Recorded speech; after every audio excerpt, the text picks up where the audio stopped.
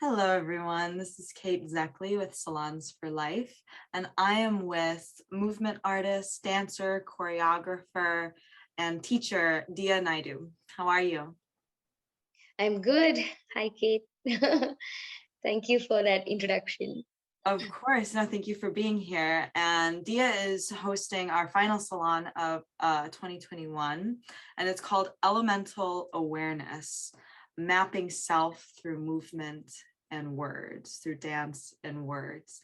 So tell us a little bit about yourself through your dance practice, your maybe writing practice, if we're experimenting with words. Mhm. I've trained as a dancing body for many years. Um, and I think somewhere along that journey, I realized that my moving, phrase making, and dancing was changing and affecting the way that I was stringing words together. I was sort of choreographing the words on a paper, and I thought that was very exciting. And then I, of course, looked into the connection between those two parts of the brain, the part that's responsible for gesture and movement expression, and the part that's responsible for spoken and written language. Mm, and and found some very exciting sort of, they're like sort of ancient cousins in a way. One is much newer, obviously the spoken and written word is much newer, but they do really manage to connect to each other. So if you have if you like, in fact, if you read writing from writers, you can pick up on the bits that are rushing out of their body in a certain way, pouring out of their nervous system or Mhm. their throat or their heart. um, and I mean, all art happens in the body. Even if you're a writer, you're processing it here in your brain or in your body, your skin, your memory. Your skin remembers, your bones remember, and so much of what you're doing is coming from there. And if you're an architect or a sculptor or a designer, so we are, our medium as dancers becomes the body, but the site for the integration of all the worlds that we stitch together as artists and that we invoke, and we are possessed by in a way, that happens in the body. There's no art, there's no life without your body. So, and that's something more profound than we realize, because we've kind of mechanized our bodies in order to survive the design that is in our world right now. So so it was very exciting for me to just get into this practice, and actually I get a lot out of offering it, because it's always beautiful to see other bodies, and other stories coming out of people who, you're not being able to experience their reality, but through this you can see. And that what comes out of offering it then really influences my practice and makes it more real. So yeah, that's about it. And in a way, what it is we're not here to become poets or writers. If you're already a writer, then this could help you in a way, or give you just one more little way of entering. But it's almost like, you can enter the room of the body through the main door, but you can also enter it through the window, the cracks in the floor, in the way that the rain enters it, and you can enter it, I don't know, by breaking down the wall or by climbing through the shaft. And every entry will give you a different perspective of that room. So if the body is the house, then we can enter it in many different ways. And I feel like that part of the brain, that offers offers another lens. And then when you integrate that, it's just about something that was separated coming to wholeness. So if you're someone who moves more, then when you have your words, there's like a oh.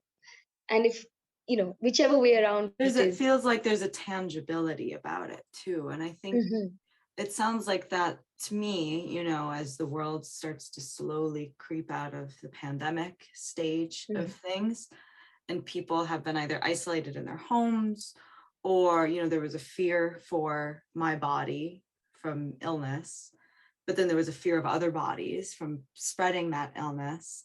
And then there was the, well, I'm inside, and I know a lot of people were probably felt either kind of cut off from their bodies in space, or sitting a lot, or consuming too much, or consuming too, like, there's, the relationship has been really shaken. And so I feel that this sort of methodology that you've been studying and practicing of like, okay, I have a body, like what do I do with it? Even if I'm doing a more cerebral sort of task in my work or my daily activity, that cerebral activity comes and is centrally located in the body. And I think that could be a very useful process for people to engage in as we kind of re-enter this new world that we're emerging into in 2022.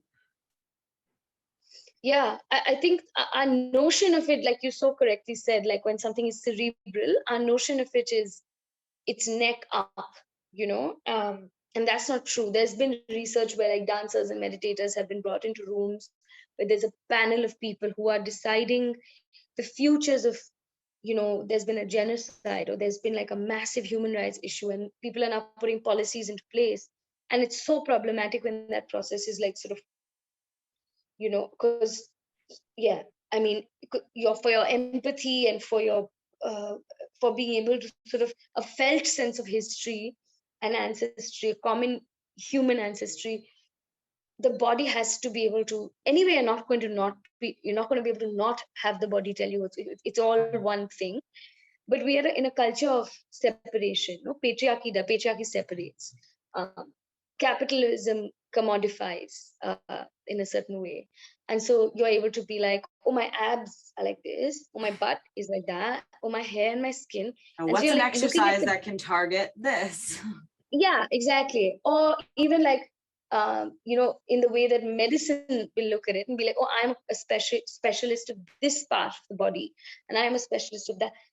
But like, it doesn't. That's not how it works. They are not separate things that are disconnected and watertight compartments. So so so in a way, this is just it's an integration process. It's a coming to wholeness process. It's like, okay, I can express through my body. Can I express through my words?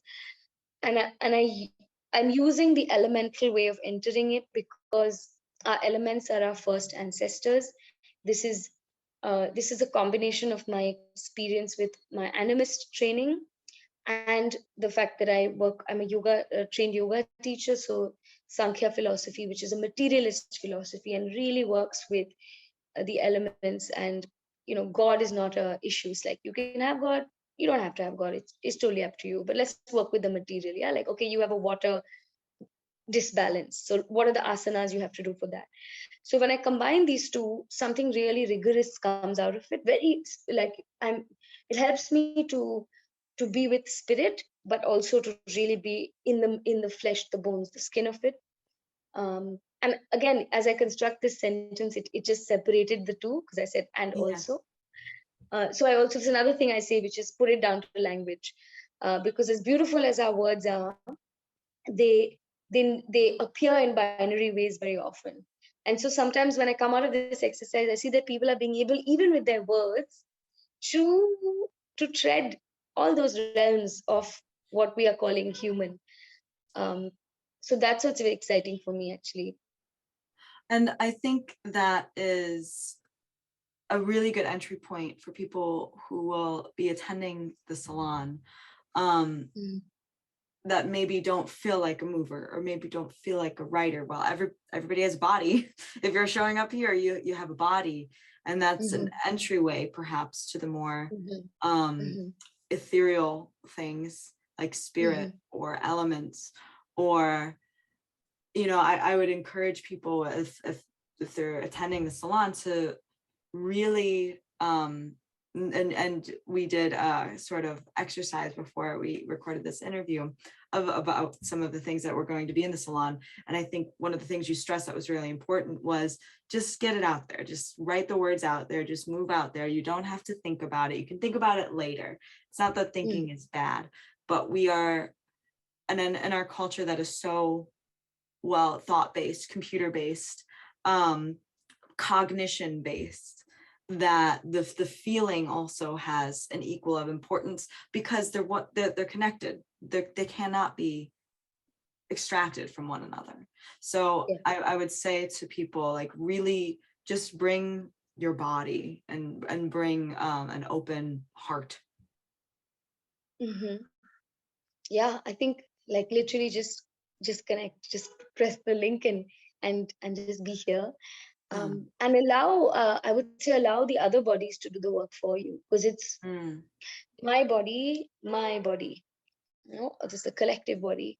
And so in the session, there will be a point when others will offer their bodies to you, for your words to flow, for your imagery to arrive, for your experience to anchor.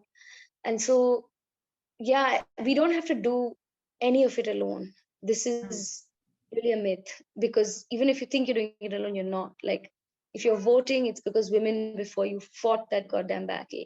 If you're free, it's because somebody put a constitution in place and a bunch of people then fought for that. And if you're, eating well, it's because our communities eventually settled down and started to plant, and agriculture happened, or whatever. So the thing is that we anyway are not doing any of it alone.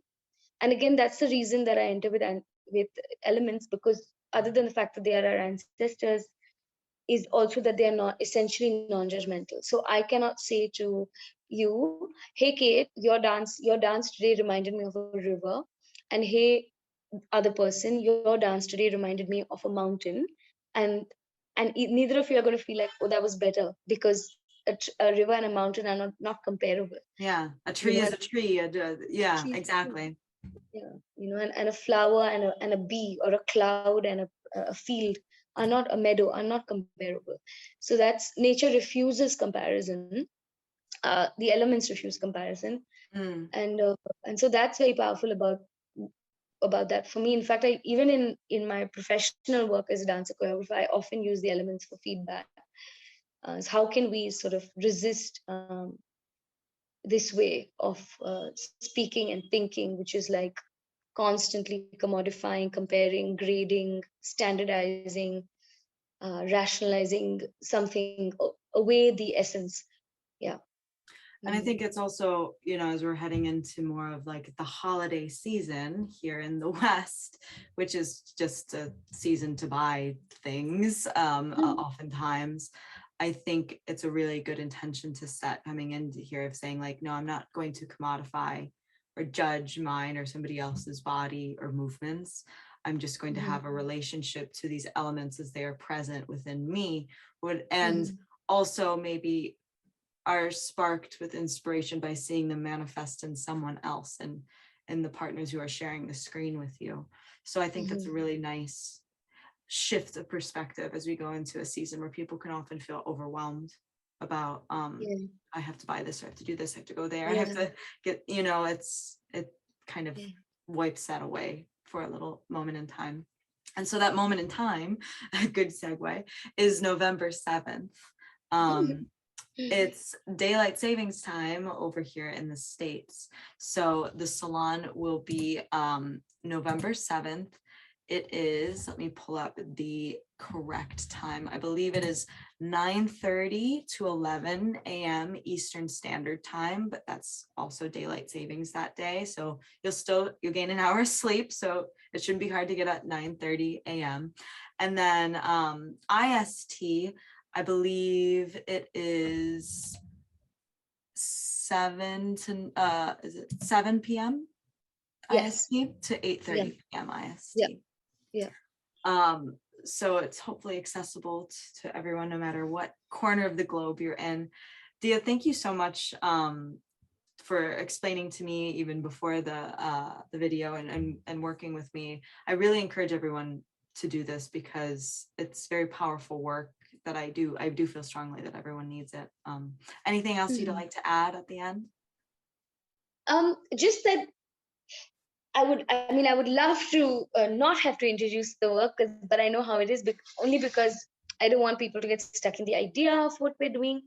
I would say just gather, just show up, because we're gathering, we're witnessing, and maybe we can move what is not needed.